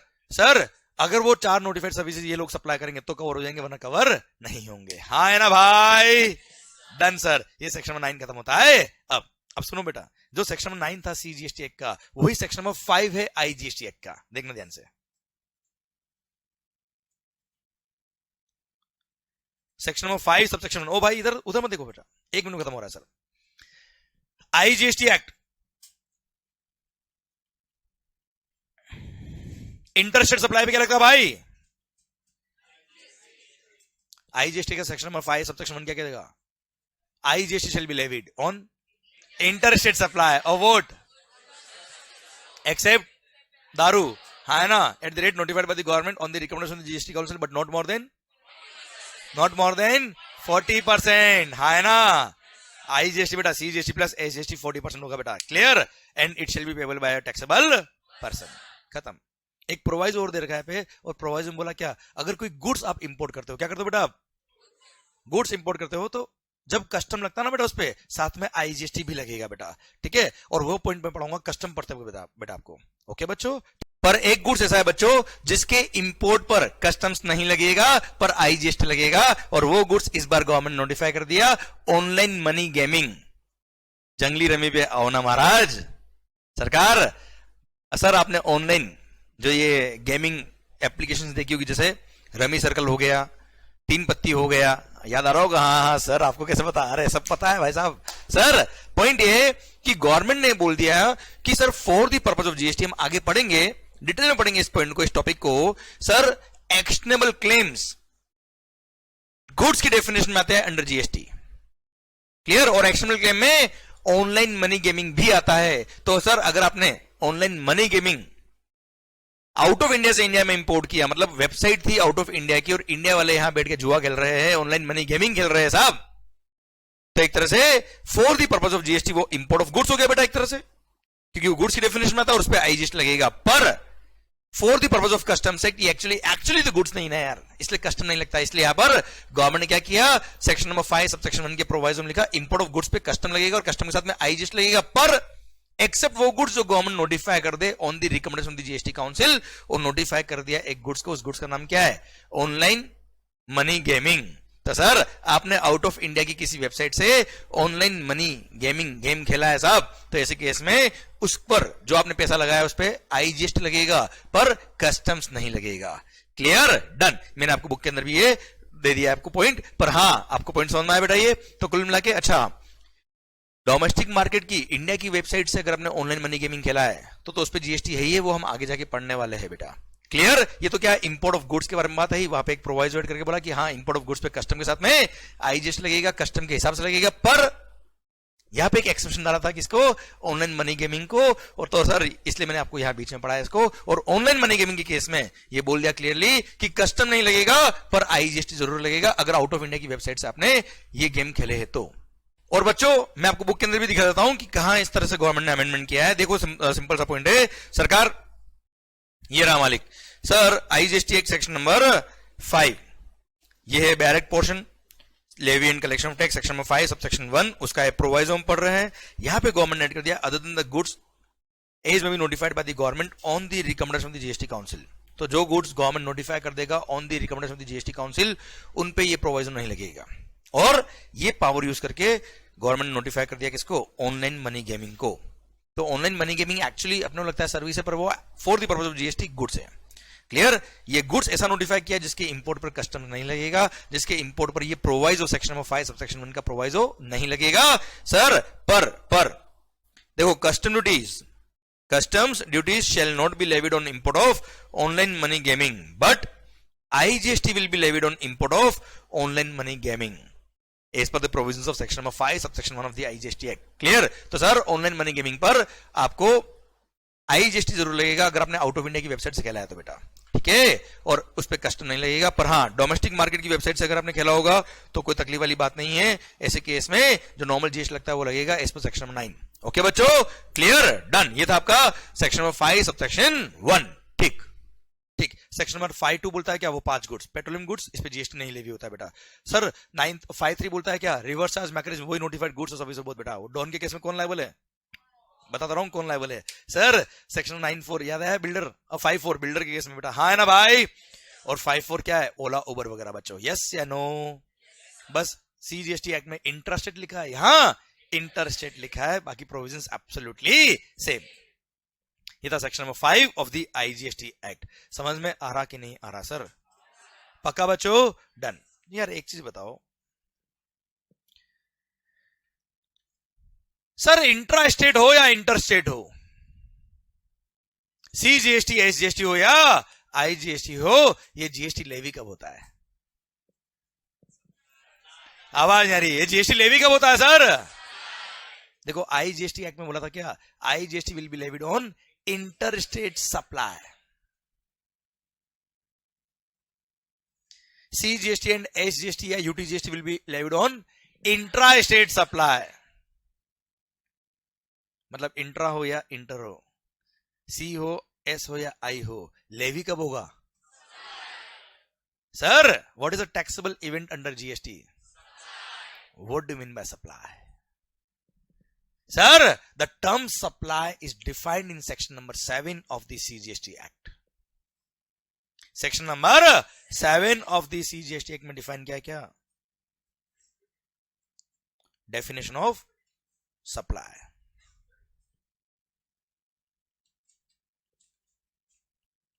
ओ भाई, सेक्शन नंबर 7, एक मिनट. पता है, अगर जीएसटी का सबसे इंपॉर्टेंट कोई टर्म है, अगर जीएसटी का सबसे इंपॉर्टेंट कोई डेफिनेशन है, अगर जीएसटी का सबसे इंपॉर्टेंट कोई टॉपिक है, तो वो क्या है? क्यों? टैक्सेबल इवेंट ही सप्लाई है सर. अगर कोई ट्रांजैक्शन सप्लाई के स्कोप में आए ही नहीं, जीएसटी से बाहर. इसलिए the most important term under GST is supply. और हम शुरू कर रहे हैं क्या? The term supply. Section number 7 sub section number 1. पता क्या कहता है बेटा?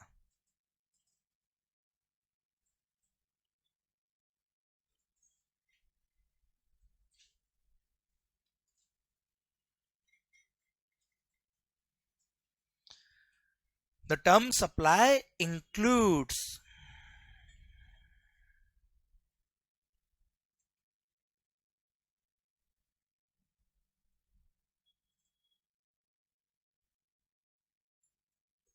फिर सेक्शन नंबर 7 सबसेक्शन 1A आएगा. फिर सेक्शन नंबर 7 सबसेक्शन 2 आएगा, उसमें क्लोज नंबर A और क्लोज नंबर B आएगा. फिर सबसेक्शन नंबर 3 आएगा, उसमें क्लोज नंबर A और क्लोज नंबर B आएगा. फिर जाके क्या आएगा? Full stop. ओके, ये स्ट्रक्चर बताया है कि कहां पे क्या है साहब. सर अभी आराम शिद्दत से प्यार मोहब्बत से बात करेंगे, मस्त हो गया sir. Sir section number 7 subsection 1 में क्या लिखा है sir? Supply includes A, AA, B and C. फिर सबसेक्शन 1A आ गया, फिर सबसेक्शन 2 आया, उसमें क्लोज नंबर A और B. फिर सबसेक्शन 3 आया, उसमें क्लोज A और B. हटाओ. ओके, अभी तो मैं बात कर रहा हूं क्या? सेक्शन नंबर 7 सबसेक्शन 1 की. एक minute sir. The term supply includes A, AA, B, C.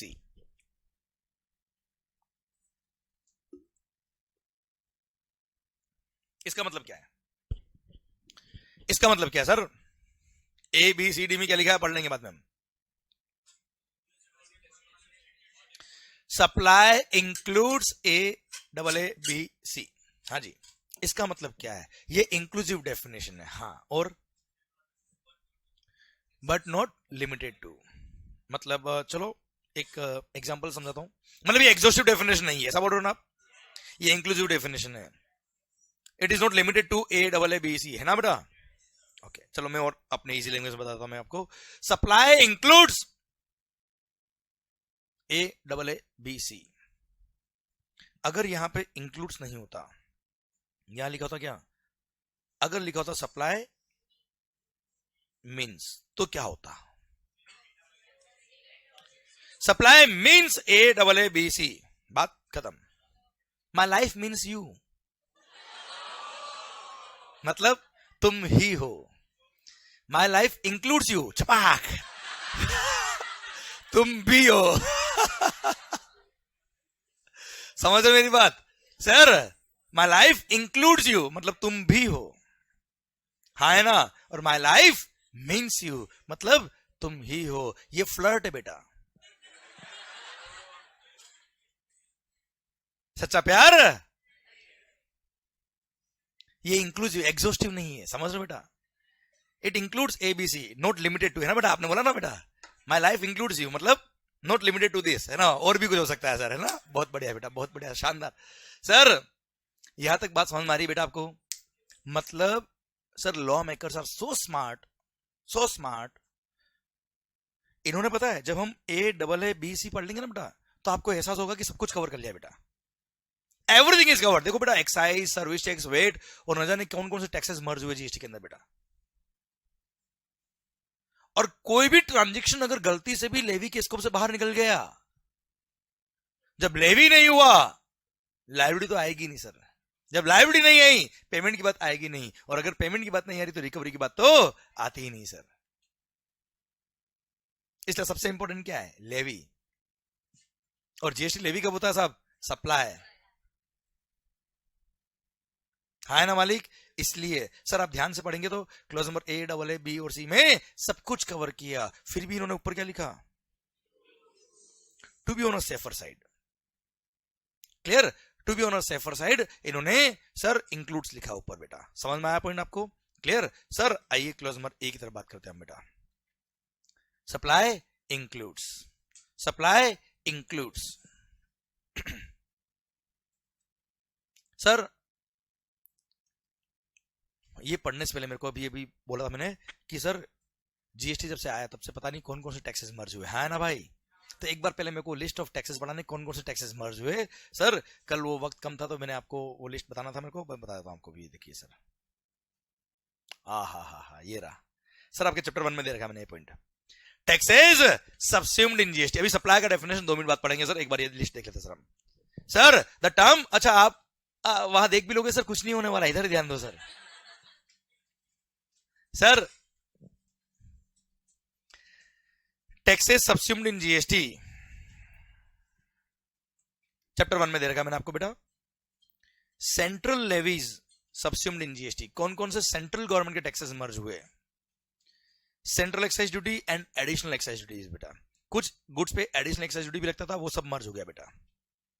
Excise duty under medicinal and toilet preparations act, sir ये भी मर्ज हो गया। अच्छा पहले इन एक्ट में क्या क्या लगता था, कैसे लगता था, वो पढ़ना है क्या आपने को? केवल नाम ध्यान रखना है sir. Okay, service tax, CVD and special CVD क्या था sir? Countervailing duty and special countervailing duty, ये कस्टम में लगता था सर। अच्छा कस्टम ड्यूटी मर्ज नहीं हुआ है, ये कस्टम की वो एडिशनल ड्यूटी जो एक्साइज के बराबर थी, वेट के बराबर थी बेटा, वो मर्ज हो गई जीएसटी के अंदर। और सर ध्यान देना बेटा, कस्टम मर्ज नहीं हुआ बच्चों। देन सेंट्रल सेल्स टैक्स ज्यादा है, सीएसटी बेटा, and surcharges and cesses in so far they relate to supply of goods and services. ये सेंट्रल गवर्नमेंट के वो टैक्सेस जो मर्ज हो गए बेटा। अब स्टेट गवर्नमेंट के क्या टैक्सेस मर्ज हुए? First state surcharges and cesses in so far as they relate to supply of goods और सर्विस और बोथ। जो भी सप्लाई ऑफ गुड्स और सर्विस और बोथ से रिलेटेड सेस और सरचार्ज थे वो मर्ज हो गए। Then entertainment tax except those levied by local bodies sir. Then taxes on, ये तो खैर आपको पता ही होगा, लॉटरी, बेटिंग, गैम्बलिंग, जुआ खेलते हो ना बेटा आप लोग? हाँ बेटा वेरी गुड सर, आईपीएल चालू हो गया बेटा, अभी सट्टा सट्टा खेलते हो ना बेटा आप लोग? नहीं बेटा, चलो बहुत बढ़िया बेटा, मैं भी नहीं खेलता बेटा। सर मैं रोज का एक लॉटरी खरीदता हूँ कि कभी कभी तो एक लॉटरी खुल जाए बेटा, हाँ है ना भाई? सर इन पे पहले क्या था बेटा? टैक्स था, वो भी मर्ज हो गया जीएसटी के अंदर बेटा। पता है लॉटरी टिकट अगर आप परचेज करोगे, बैटिंग गैम्बलिंग सट्टा खेलते हो बेटा, उस पर जीएसटी लगता है, पता होगा ना अगर आपको तो बेटा? नहीं पता था, अब पता पड़ गया बेटा, अब खेलना बेटा। Okay sir entry tax, all forms and purchase tax merge हो गया। वेट सेल्स टैक्स जो मेजर टैक्स था मर्ज हुआ। लग्जरी टैक्स मर्ज हुआ। टैक्सेस ऑन एडवर्टाइजमेंट्स ये सब मर्ज हो गए। स्टेट गवर्नमेंट के टैक्सेस थे जो सबस्यूम हो गए जीएसटी के अंदर बेटा। Clear? All this taxes got subsumed in GST. केवल सेंट्रल गवर्नमेंट के टैक्स नहीं, स्टेट गवर्नमेंट के टैक्सेस भी मर्ज हुए। क्लियर? तभी तो सीजीएसटी और एसजीएसटी आया। अब जस्ट आपकी नॉलेज के लिए मैंने ये भी लिख दिया कि कौन कौन से टैक्सेस सबस्यूम नहीं हुए, उससे कुछ एग्जाम्पल, तो वो भी ध्यान रखना चाहिए ना सर आपको। फर्स्ट लिखा क्या? कस्टम ड्यूटी बेटा। फिर वो 5 गुट याद है क्या? वो पेट्रोलियम वाले याद आया क्या बेटा? उन पे भी क्या लगता है? सेंट्रल एक्साइज ड्यूटी बेटा। देखो दारू पे सेंट्रल एक्साइज नहीं था, दारू पे तो क्या था बेटा? पता ही था आपको बेटा। सर पता होगा ना आपको तो बेटा, दारू पे क्या है? स्टेट एक्साइज और वेट है ना, वो मर्ज नहीं हुआ बेटा, है ना? अभी भी वही बिल पे देखते होंगे बेटा आप। चलो सर, हाँ बहुत अच्छा बेटा। Sir central excise duty on 5 petroleum product and tobacco product बेटा। पता है ये टोबैको खाने वाले लोग जो है ना बेटा, टोबैको सिगरेट वगैरह पीते ना बेटा लोग, वो तो बेटा मतलब आप बिलीव नहीं करोगे, इतने अच्छे लोग हैं बेटा, इतना जन कल्याण का काम कर रहे हैं बेटा। आप देखो भाई, हमने 6 गुड्स पढ़ी, घूम लो और झूम लो, उन पे जीएसटी नहीं है, उसमें टोबैको नहीं था बेटा। तो पता है टोबैको और सिगरेट पे तो सर एक्साइज भी लगता है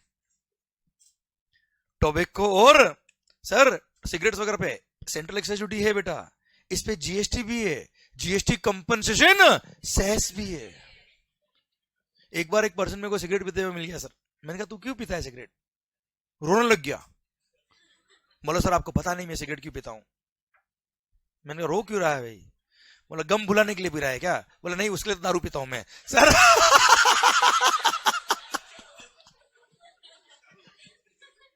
मैंने कहा फिर सिगरेट क्यों पी रहा है। साहब देश के लिए फंड कलेक्ट कर रहा हूं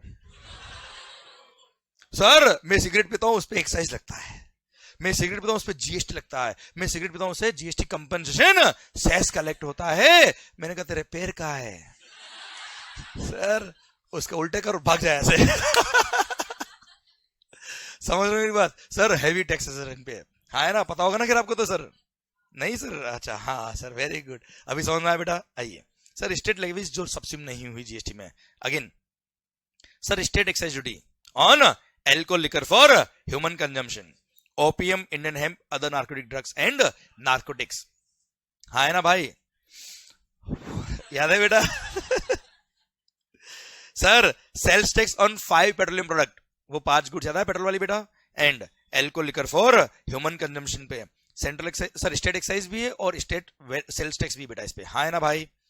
profession tax, electricity duty, stamp duty, toll tax, road and passenger tax ये मर्ज नहीं हुए, which are revenue of the state government, still they are revenue of the state government only बेटा। हाँ है ना भाई, क्लियर बच्चों 100%। अच्छा कभी कभी क्या होता बेटा, बहुत रेयरली एक माँ का एमसीक्यू पूछ लिया कि टोबैको पे कौन कौन से टैक्सेस एप्लीकेबल है, दारू पे कौन कौन से टैक्स एप्लीकेबल है। हाँ है ना, तो कभी कभी ट्राई कर लिया करो बेटा। सर यहां तक समझे आप, अरे ये प्रोविजन ट्राई कर लिया करो, पढ़ लिया करो ढंग से, समझे आप। चलिए सर ऐसी कोई चीज नहीं यूज करनी जिससे हम अपना होश खो दे बेटा। हाँ है ना सर, दुनिया सर इसलिए जी रहे क्या हम अपना होश खोने के लिए सर। सर वो काम आपको करना चाहिए जिससे आप पूरा अपने कंट्रोल में रहे। हाँ है ना भाई, ऐसा बोलने से थोड़ा अच्छा लगता है बेटा। ओके सर ये टैक्सेस कौन कौन सब्सिडी में समझ में आया बेटा आपको पॉइंट, मतलब तंबाकू पर, टॉबैको पे सर सेंट्रल एक्साइज ड्यूटी है बेटा, जीएसटी और जीएसटी कंपनसेशन सेस है। दारू पर स्टेट एक्साइज है, वेट सेल्स टैक्स है बेटा। हाँ है ना भाई, क्लियर पक्का ठीक सर। तो ओके सर ये टैक्सेस कौन कौन सब्सिडी में वो हमने बात कर ली। आओ बच्चों सर हम बात करते क्या, सप्लाई, द टर्म सप्लाई। अब देखो बेटा सर इतने सारे टैक्सेस सब्सिडी में हुए जीएसटी में, समझना ये मैंने क्यों पढ़ाया बीच में आपको, इतने सारे टैक्सेस सब्सिडी में हुए जीएसटी में, और कोई भी ट्रांजेक्शन अगर सप्लाई के स्कोप से बाहर निकल जाए